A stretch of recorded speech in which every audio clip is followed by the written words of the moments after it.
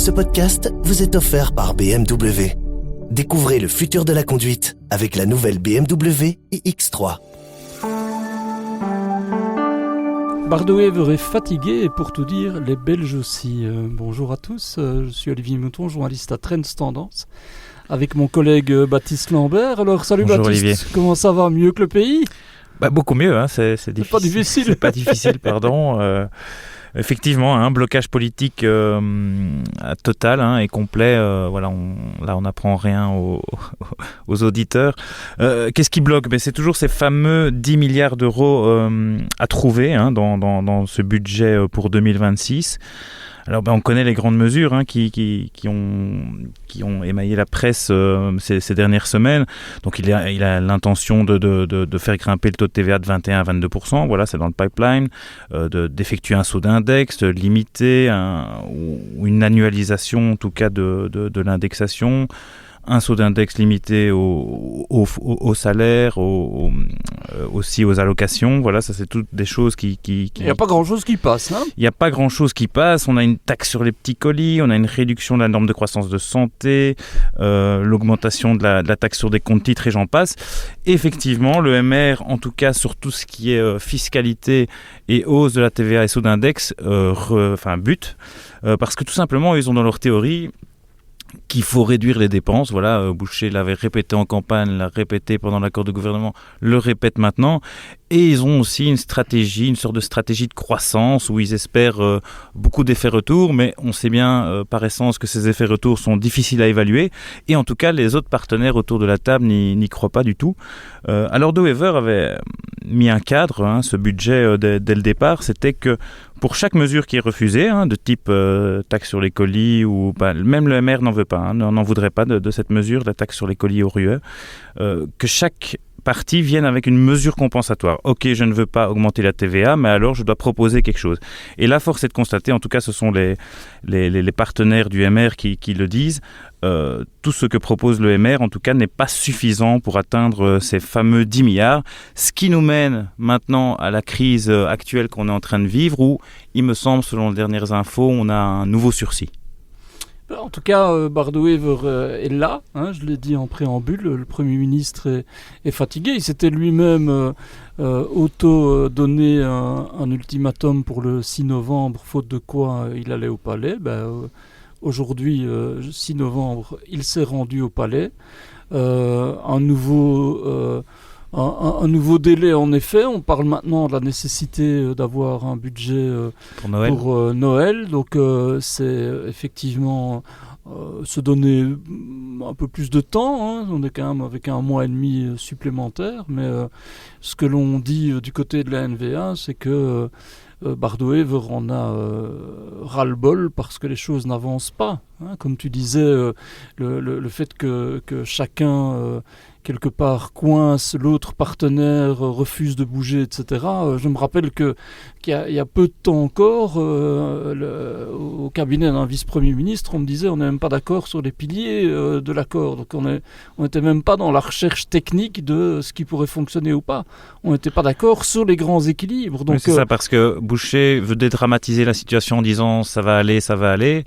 Mais en fait, toute la question est de savoir si on est dans une dramatisation ou si c'est quelque chose de plus sérieux. Il y a déjà eu des dramatisations comme ça, c'est régulier. Je parlais régulièrement avec quelqu'un qui était à une fonction importante dans le cabinet Di Rupo lors de la fameuse crise de 2010-2011, où il y avait à la fois eu l'institutionnel et des budgets compliqués à réaliser, qui me confirmait le fait qu'ils avaient théâtralisé quelque part la sortie de Di Rupo avec un incident où il était allé chez le palais. En fait, tout le monde savait qu'il allait chez le palais, tout le monde savait que ce n'était pas pour une crise définitive. Donc il y a évidemment de ce jeu-là qui se joue.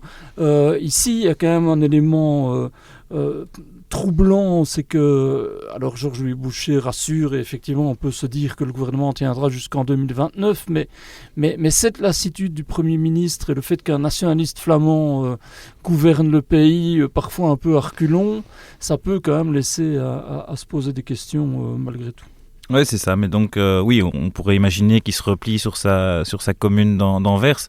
Oui, ce que les sources flamandes disent, c'est qu'ils ne veulent pas nécessairement d'élections anticipées. Ils veulent simplement que ça tourne, ou si jamais qu'on change de capitaine à bord du navire pour éventuellement faire bouger les lignes. Oui, c'est ça. Mais c'est quand même un drôle de jeu de la part du MR, hein, parce qu'en fait, qu'est-ce qu'on risque là ? Et c'est discuté d'ailleurs techniquement par les cabinets, c'est de faire donc, ce qu'on appelle les 12e provisoires. Donc, c'est reconduire le budget de cette année pour le reconduire donc l'année prochaine. Sans économie, donc. Sans économie, mais ça remet aussi en doute quasiment toutes les réformes. Hein. La réforme du chômage pourrait encore passer parce qu'elle est vraiment très avancée et que la date de commencement, ça sera le 1er janvier 2026. Mais tout ce qui est réforme des pensions, flexibilisation du travail, hein, on sait que c'est aussi ce que le maire défend depuis le début hein, de l'accord de gouvernement, réforme des pensions, je le disais, et toutes les mesures budgétaires qui ont été prises donc dans les années qui allaient venir pour faire cet effort de 23 milliards, hein, donc qui était l'effort initial, mais tout ça va tomber à l'eau. Donc là, il y a vraiment des questions qui se posent. En fait, qu'est-ce que cherche le MR ? C'est une bonne question, évidemment, parce que Georges-Louis Boucher, alors on le sait, ça c'est de la psychologie à 3 sous, il aime être sur la lumière, il aime être celui que l'on attend, que l'on entend et qui occupe le devant de la scène. Ça, c'est une évidence. Maintenant, derrière, il y a évidemment la ligne poursuivie par le MR, qui est celle avec laquelle il a gagné les élections de juin 2024. Donc ça, c'est quand même important le de pouvoir le rappeler. d'achat, ouais. Voilà, qui est une ligne de droite populaire, c'est-à-dire qu'ils ont réussi à aller chercher un électorat qui est plus classe populaire, qui aurait pu voter d'ailleurs PS, voire même PTB, qui est un peu des gens qui travaillent mais sans gagner énormément, mais qui en ont marre de l'assistanat, hein, ce mot qui est revenu très souvent. Une ligne très sécuritaire aussi. Et donc tout ça fait que y a des choses qui ont bougé dans le positionnement libéral. Par exemple, un saut d'index avant, les libéraux, ils auraient accepté ça facilement, parce qu'ils étaient plutôt pro-entrepreneurs, et donc pour autant que ça sauvegarde les entreprises, pour eux c'était plutôt positif. Ici, ils disent non, ou en tout cas à une forme extrêmement limitée. Hausse de la TVA, ils disent non, alors que c'est quand même la formule la plus simple pour faire rentrer de l'argent dans les caisses. Hein. Donc on voit que Georges-Louis Boucher joue un jeu, et derrière ça, il y a évidemment le positionnement du MR, des sondages qui n'étaient pas très bons en septembre, donc sans doute une forme de nervosité, sa séquence compliquée de l'été avec la fameuse carte pour handicapés qui avait défrayé la chronique, et puis son ambition, c'est-à-dire que derrière... on peut penser que Georges-Louis Boucher se dit il y a peut-être un coup à jouer si Bardewever en a marre.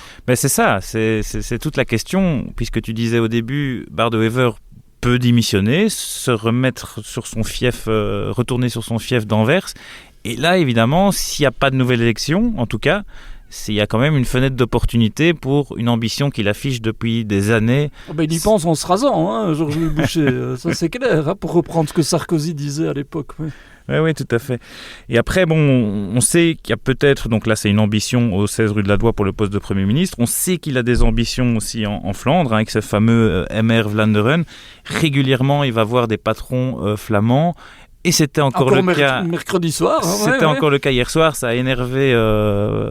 très fortement tous les partenaires, en tout cas flamands, autour de la table, en se disant mais qu'est-ce qu'il veut, qu'est-ce qu'il cherche, et évidemment, il y a cette ligne-là. Après, il faut savoir ce qui a été dit derrière. Et là, si on lit la presse flamande, notamment auprès de cet Uniso, les commentaires qu'il y avait un peu dans les arrière-coulisses, même là, on se posait la question, mais à quoi il joue ? À quoi il joue ? Qu'est-ce qu'il veut nous convaincre ? Mais il avait l'air plutôt d'un clown. C'est des phrases textos qui ont été notamment citées dans le Nieuwsblad.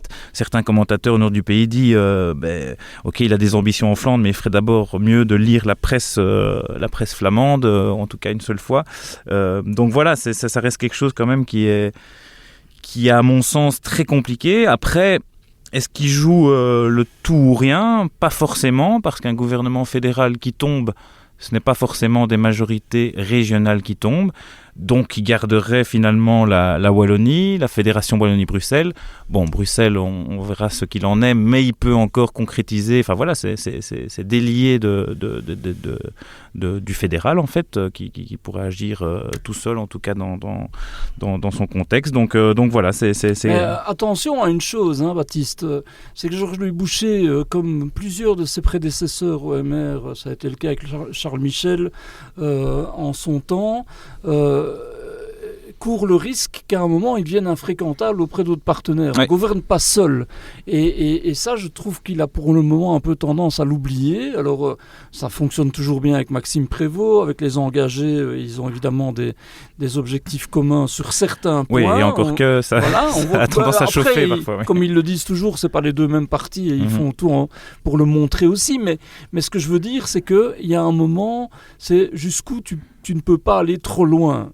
Certainement par rapport au rapport de confiance qu'on a avec les partenaires. Hein. Je rappelle quand même que Bardot-Wever était venu aux estivales du MR en grande pompe, c'était le grand invité, tout le monde était joyeux. On sent que la relation s'est un peu détériorée. Tout ça est passager, sans doute que la page sera tournée si accord il y a à Noël, mais en tout cas c'est un point de préoccupation. Ça va laisser des traces. Et alors l'autre chose, mais ça je disais Bardot-Wever en a marre, mais les Belges en ont marre aussi, ou s'en foutent, pour le dire crûment. C'est-à-dire qu'on a l'impression aujourd'hui qu'on risque une crise gouvernementale à un moment quand même extrêmement épineux sur le plan socio-économique et pas seulement, on va en parler. Et en fait, ça ne fait pas vraiment les grands titres, ou en tout cas les gens ne réagissent pas beaucoup, comme pour Bruxelles d'ailleurs. Donc il y a une espèce de fatalité et aussi une façon pour les citoyens de se dire en fait tout ça ne nous concerne plus parce que le spectacle auquel on assiste est particulièrement désastreux et on ne va pas les contredire. Depuis des années, voire des décennies. Mais en fait, comme tu le disais, l'heure elle est assez grave. Donc on est en pleine crise sécuritaire. Il faut quand même que tout le monde se rende compte de la mesure. Quelques drones interrompent complètement. La menace russe, mais c'est vrai. Oui, texto, interrompent même économiquement une activité comme un aéroport. Ça coûte des centaines de milliers d'euros, tout ça pour un petit appareil en plastique qui vole au-dessus des pistes. Donc là, vraiment, il y a une urgence et des citoyens et des gouvernants de se dire, ok, il y a une crise politique, on n'a pas de budget, mais allez, il faut 24 heures pour convoquer un Conseil national de sécurité. On se dit, on le ferait bien demain matin, donc aujourd'hui, ce matin à 10h. Après, on se dit, mais on ferait bien, l'armée, elle devrait acheter des fusils anti-drones et des brouilleurs supplémentaires. Enfin, je veux dire, on a une guerre de drones depuis 3 ans à côté de chez nous, sur le même continent, et j'ai l'impression qu'on fait un petit peu tout à l'envers. Enfin, ça ne ressemble à rien à mon sens. Voilà, je vais être un petit peu dur. Non, mais Théo Franken, qui est ministre de la Défense, est particulièrement actif sur la nécessité d'investir, en tout cas dans les mots, et je pense qu'il y a déjà des choses qui bougent. Donc, il n'a certainement pas, lui, par exemple, l'intérêt à tirer la prise d'un gouvernement.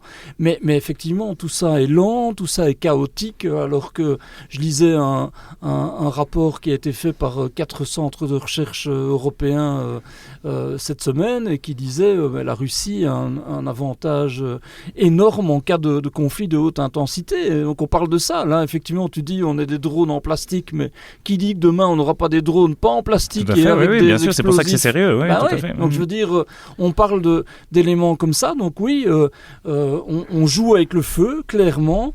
Et donc pour le dire aussi aux citoyens qui s'en lavent les mains parfois, parce que tout le monde n'est pas responsable. Les politiques sont responsables parfois d'être de piètres comédiens dans leur pièce, mais les citoyens n'ont pas beaucoup d'intérêt pour ce qui se passe non plus. Hein, on peut le comprendre parfois, mais je rappelle quand même que cet Arizona qui est en place maintenant depuis pas si longtemps que ça, s'était donné 2 législatures. Voilà, l'objectif de 2 législatures, on verra ce qu'on va voir, réformer le pays. Alors il y a des choses qui se font, par exemple la limitation des allocations de chômage dans le temps, c'est engrangé. Il y a des choses qui sont là, tu l'as dit, en matière de pension, d'emploi, de fiscalité. Donc il y a des choses, il y a des ambitions, mais maintenant, ce qu'on attend, c'est une vraie confirmation sur 2 ans.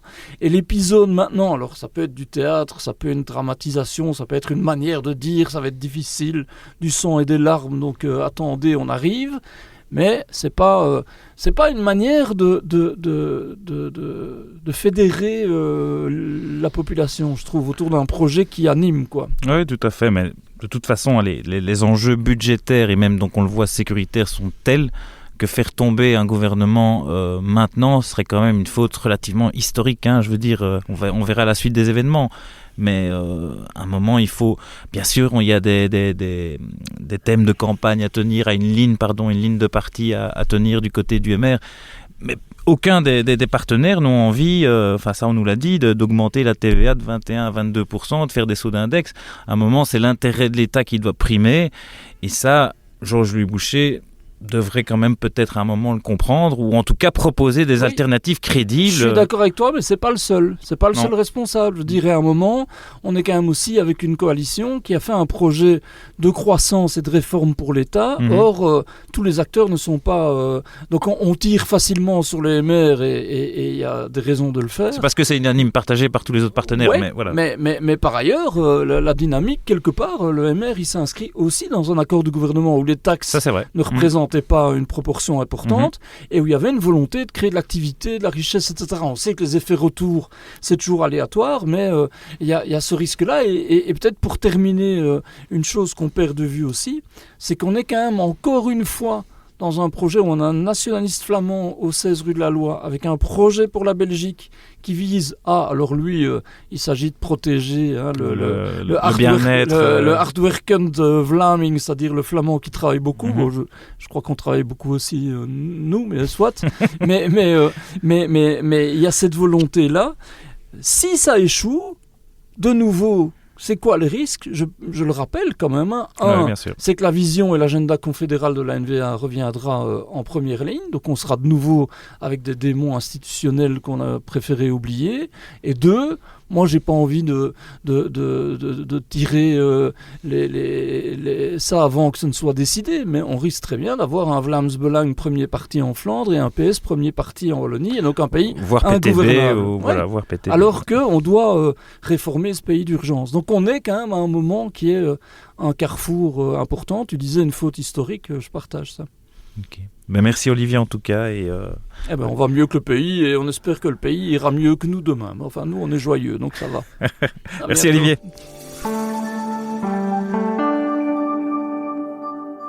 Ce podcast vous est offert par BMW.